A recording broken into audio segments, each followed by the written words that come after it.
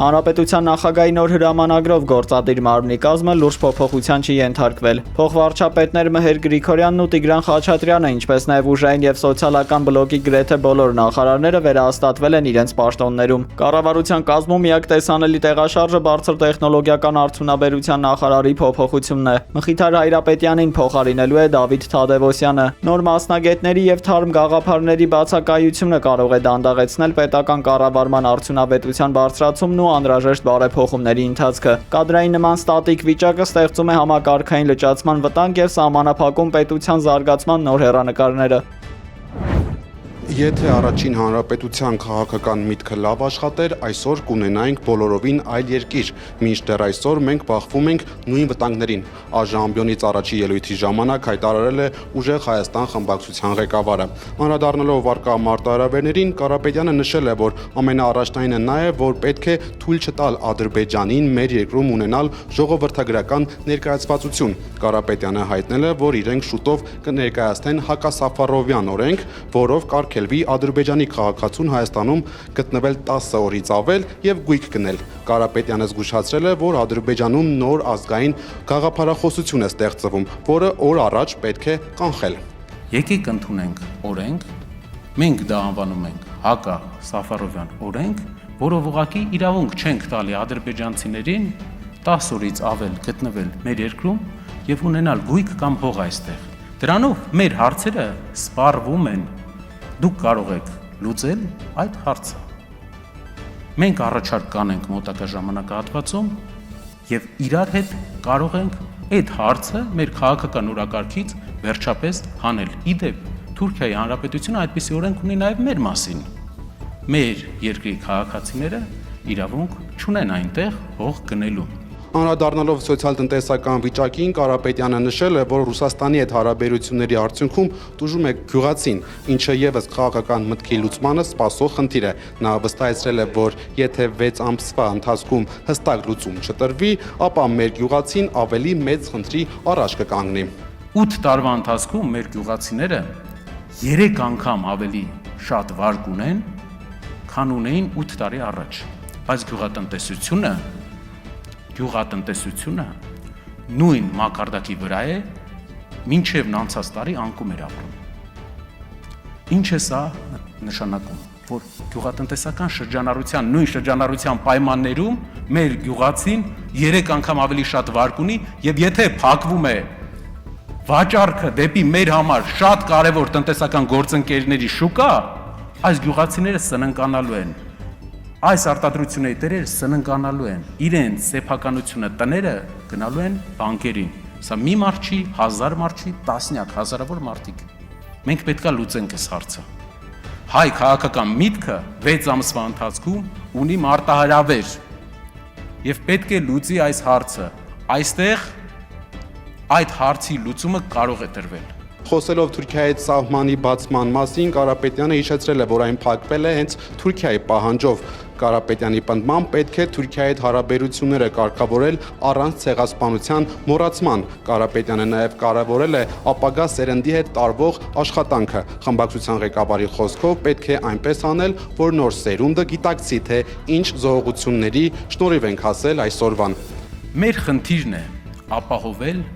որպեսզի Թուրքիայի հետ սահմանը բացվի, բայց դա չարվի ցեղասպանության ճանաչման հաշվին։ Կարևոր բան է, քանի որ ցեղասպանության գաղափարը միավորում է մեզ եւ Սփյուռքին, քանի որ ցեղասպանության գաղափարը դա ապահովագրություն է մեզ ապագայում, որպեսզի այլևս չկրկնվի։ Ազգային ժողովի նախագահի պաշտոնում ընտրվելու համար առաջարկվել է Ռուբեն Ռուբինյանի թեկնածությունը։ Ռուբեն Ռուբինյանը ընտրվել է 9-րդ գումարման խորհրդարանի նախագահ 63 կողմ 28 դեմ ձայնով։ Ավելի վաղ ազգային ժողովի ընդդիմադիր Հայաստան խմբակցությունը հայտարարել էր, որ չի մասնակցի խորհրդարանի նախագահի ընտրության քվեարկությանը, իսկ Ուժեղ Հայաստան դաշինքը հայտարարել էր, որ դեմ է քվեարկելու։ Multigroup ընկերությունների աշխատակիցները խոստացել են փողոց փակել, եթե 30 րոպեի ընթացքում կառավարության անդամներից որևէ մեկը չհանդիպի իրենց։ Ակցիայի մասնակիցները պնդում են, մնացել են առանց աշխատանքի ու չեն հասկանում, շարունակելու են աշխատել, թե ոչ։ Մենք ձեզ տալիս ենք 30 րոպե ժամանակ։ Եթե 30 րոպեվա ընթացքում ինչ որ մեկը չի չար մեր հետ բանակցելու, մենք փակելու ենք այս փողոցը։ Շուտով կլերանա մեկամիսը, ինչ Multigroup ընկերությունների դռները կապարակնքված են։ Աշխատակիցները չգիտեն ինչպես լուծել իրենց կենցաղային հարցերն ու հայտնվել են անելանելի իրավիճակում։ Մինչ օրս ոչ ոք չի անդրադարձել այս խնդրին ու չի հանդիպել նրանց, փորձելու գտնել որևէ տարբերակ, մինչ քննչական կոմիտեն կավարտի նախաքննությունը։ Տանջամահեք անում չի ստացվելու ձեր մոտ։ Ոնց որ այն ժամանակ են կանգնել ձեր կողքին, հիմա կկանգնեն ձեր դիմաց, պարոն Փաշինյան, որովհետև Գագիկ Ծառուկյանի նման տղամարդու հանդեպ դուք կատարել եք աններելի քայլեր։ Նրան տապալելով գետին դուք նրանով վարկաբեկել եք ձեզ։ Նրան տապալելով բոլոր հայ ազգությունը ձեզ քննադատում է, որովհետև չի կարելի նման մարդկանց, ովքեր այդքան բան են արել այս երկրի համար, չի կարելի նման մարդկանց հետ նման ձևով վարվել։ Հրապարակվել է Երևանի Կիլիկիա թաղամասում հունիսի 20-ին տեղի ունեցած զինված հաշվեհարդարի կադրերը։ Շամշյան Կետքոմի հրապարակած տեսագրությունն արձանագրել է, թե ինչպես են ինքնաձիգից եւ ատրճանակից կրակոցներ արձակվում։ Արյունալի բախման հետևանքով 4 քաղաքացի ստացել էր հրազենային վնասվածքներ։ Մալաթիա Սեբաստիա քնչական բաժնում սպանության փորձի հատկանիշներով նախաձեռնված վարույթը դեռևս պարզում է հրաձգության կոնկրետ դրդապատճառները։ Մայրաքաղաքում հաճախակի դարձած նման օրինակ զինված հաշվեհարդարները վկայում են հանրային անվտանգության վերահսկողության թերացումների եւ հանցավոր բարքերի վտանգավոր աշխուժացման մասին։ Քննչական կոմիտեն քրեական վարույթ է նախաձեռնել Հայկ Կոնջորյանի եղբոր նկատմամբ։ Գործը հարուցվել է խուլիգանության հոդվածի հատկանիշներով։ Քննչական մարմինն այս գործընթացը սկսել է դատախազությունից ստացված հաղորդման հիման վրա։ Պաշտոնական աղբյուրները դեռևս չեն հստակեցրել ենթադրյալ հանցագործության վայրն ու կոնկրետ հանգամանքները։ Իրավապահ մեր գործընկերների հետ զրույցում միայն հաստատել է վարույթի առկայության փաստը։ Հիշեցնենք, որ ավելի վաղ հաղորդվել էր պատգամավորի եղբոր մասնակցությամբ տեղի ունեցած աղմկառույց վիճաբանության եւ ծեծկրտուքի մասին։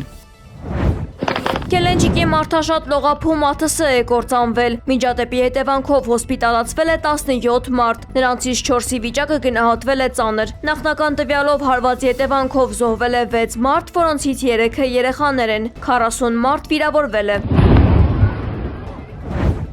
Ուկրաինայի նախագահ Վլադիմիր Զելենսկին եռակողմ բանակցության թիմի ղեկավար Ռուստեմ Ումերովին նշանակել է երկրի արտաքին հետախուզության ծառայության ղեկավար։ Նախկինում քննարկվում էր նաև ԱՄՆ-ում դեսպան նշանակելու տարբերակը։ Հատկանշական է, որ Ումերովը որպես վկա է անցնում էներգոատոմի սկանդալային կոռուպցիոն գործով։ ԱՄՆ նախագահ Դոնալդ Թրամփը Truth Social սոցիալական ցանցում հայտարարել է, որ իր իրական վարկանիշը լավագույնն է պատմության մեջ, մեղադրելով լրատվամիջոցներին կեղծ տվյալներ հրապարակելու համար, որպես իր բարձր վարկանիշի հիմնավորում, նա թվարկել է մի շարք աննախադեպ ձեռքբերումներ, հարկերի ռեկորդային կրճատում, զբաղվածության բարձր ցուցանիշներ, ԱՄՆ-ում պատմական ծավալի արտաքին ներդրումներ եւ պաշտպանված սահմաններ։ Թրամփը առանձնացրել է հսկայական հաղթանակը Վենեսուելայում, Իրանի ապա միջուկայնացումը եւ ԱՄՆ-ի հանդեպ համաշխարհային հարգանքի վերականգնումը։ Պաշտոնական Թեհրանը հերքել է ԱՄՆ նախագահ Դոնալդ Թրամփի այն հայտարարությունը, թե Վաշինգտոնը ու Թեհրանը պատրաստվում են խաղաղության բանակցություններ վարել։ Իրանի արտգործնախարարության խոսնակ Էսմայիլ Բաղային շեշտել է, որ ներկայումս Միացյալ Նահանգների հետ որևէ երկխոսություն չկա։ Փոխարենը, ըստ խոսնակի, Իրանը բանակցություններ է վարում միայն Օմանի հետ, Հորմուզի նեղուցով անվտանգ նավարկության երթուղու ապահովման շուրջ։ Բուդապեշտում անջատվել է պետական շենքերի եւ հուշարձանների դեկորատիվ լուսավորությունը, պատճառը Հունգարիայի միակ ատոմակայանի աննախադեպ կանգն է։ Դանուբ գետում ջրի ռեկորդային նվազման եւ երաշտի պատճառով ռեակտորների հովացումը անհնար է դարձել։ Վարչապետ Պետեր Մագյարը զգուշացրել է, որ 40 աստիճան շոկի ֆոնին ԱԷԿ-ի աշխատանքի դադարեցումը կարող է շաբաթներ տևել։ Երկրում հոսանքի եւ ջրի խնայողության խիստ ռեժիմներ են սահմանվել։ Ստեղծված ճգնաժամային իրավիճակում բնակիչները մեղադրել են գործող կառավարությանը եւ պահանջել են վերադարձնել նախկին վարչապետ Վիկտոր Օրբանին ու վերականգնել ռուսական էներգակիրների մատակարարումը։ 6 տարվա դադարից հետո Հնդկաստանն ու Չինաստանը վերաբացել են պատմական Նաթուլա լեռանցքը, վերսկսելով մի սահմանային առևտուրը։ Այն կասեցվել էր 2020 թվականին COVID-19 համավարակի եւ Գալվան հովտում հնդկական ու չինական զինված ուժերի միջև տեղի ունեցած ռազմական բախումների պատճառով։ Առևտուրը իրականացվելու է շաբաթական 4 օր։ Վաճառականները իշխանությունից պահանջել են վերանայել եւ ընդլայնել թույլ տված ապրանքների ցանկը, մեծացնել յուրաքանչյուր առևտրականի համար սահմանված օրական շրջանառության սահմանը։